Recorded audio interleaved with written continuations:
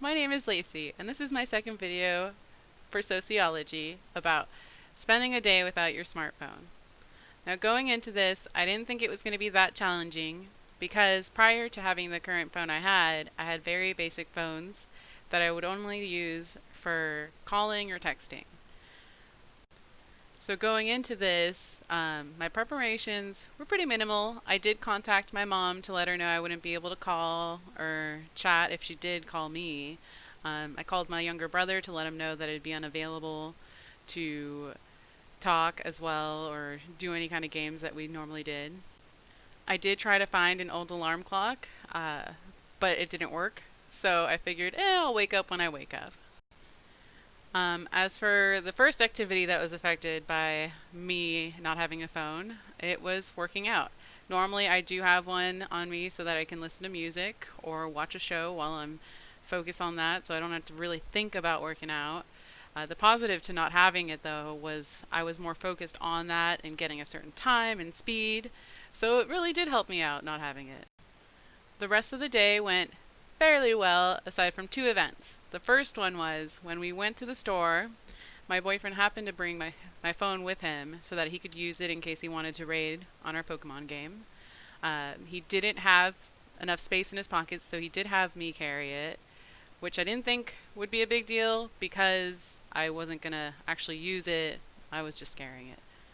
The only problem we came across was there was a sign that we weren't sure what it meant. So normally I would look it up without thinking about it. And I went to go do that, but I caught myself, which he was laughing at because apparently it was all a test to see if I could keep myself from grabbing my phone to do things like that.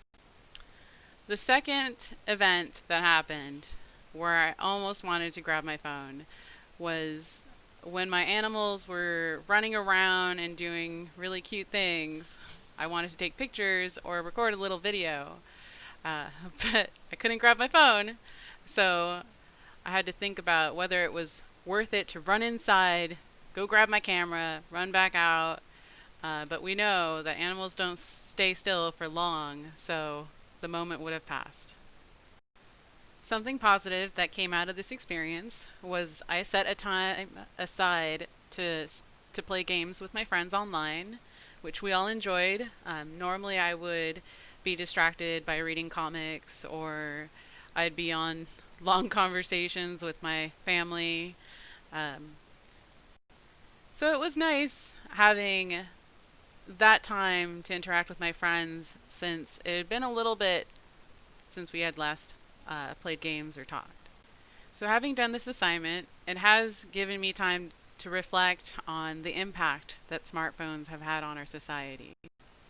It has made it easier to keep in touch with friends and family who are long distance. It's easier to share photos of things that we do or see throughout our daily lives. A thing that I experience is my family is 6 hours away, so being able to chat with them on video helps not miss them as much since I'm unable to drive out there all the time to see them, especially during a pandemic. Having phones has made it easier to make friends with people across the world that you wouldn't necessarily have been friends with had there not been that easy of an access to it. It is very handy, especially as a student, because if you can't find your calculator, you can quickly pull it open in the app. You can check your emails very easily. If there's something that's changed in your class, if you've got the app for it, it notifies you. And although it has kept people from interacting face to face, it has been a great tool to keep us all connected through something like this pandemic where everyone has to social distance anyways. So it is something I think that is positive for our future. Well, thank you for your time. That's it. Bye.